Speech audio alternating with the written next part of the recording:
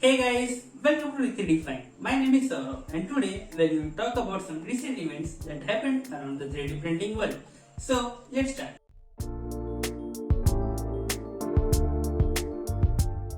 A team of 6 international scientists have developed a new computational framework for the multi-axis non-planar 3D printing of polymer parts. The FFF-based technique works by aligning the filaments along the direction in which they experience the greatest stress, elevating weak points and increasing the overall strength of the part. The work has garnered some very promising results so far, yielding up to 6.35 times the increase in part strength when compared to conventional planar printing. The framework, at its core, works by breaking down a 3D model into a sequence of strength-aware and collision-free curved working surfaces, like abstract slices of a very complex convoluted cake. These curved working surfaces act as an alternative to the conventional layers found in planar 3D printing, but allow for more dynamic variation in the printhead's toolpath. Engineering software developer Core Technology has added a step file format to the latest version of its 4D additive 3D printing data preparation software.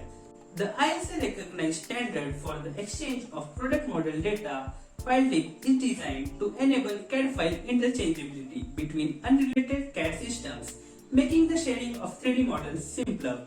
Now, with version 1.4 of the program, users are able to save their repaired or optimized CAD models as precise step data, increasing geometric accuracy and saving on memory usage. Utilizing the BREP foundation, the step format will give users a more precise and model representation method. Additionally, Core Technology claims that the step file requires lower storage space for the same geometries when compared to a classic STL file. Large format build platforms with tens or hundreds of parts can be consolidated down into compact file size, shortening lead time with resource efficiency.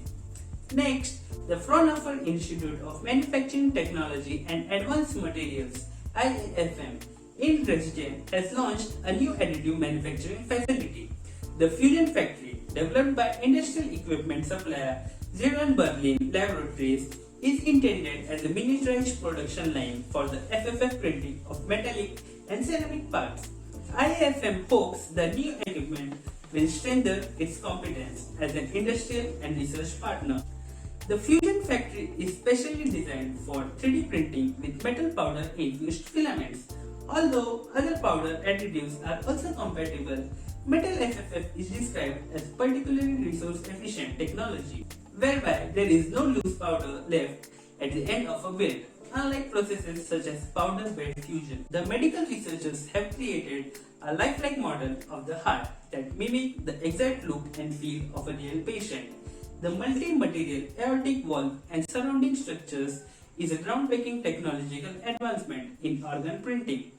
This patient-specific organ model, which includes the 3D printed soft sensor arrays integrated into the structure, are fabricated using specialized inks and a customized 3D printing process. Such models can be used in preparation of a minimally invasive procedures to improve outcomes in thousands of patients worldwide. The researchers 3D printed what is called the aortic root, the section of the aorta closest to and attached to the heart. The aortic root consists of the aortic valve and the openings for the coronary arteries. The aortic valve has 3 flaps called the leaflets, surrounded by fibrous rings.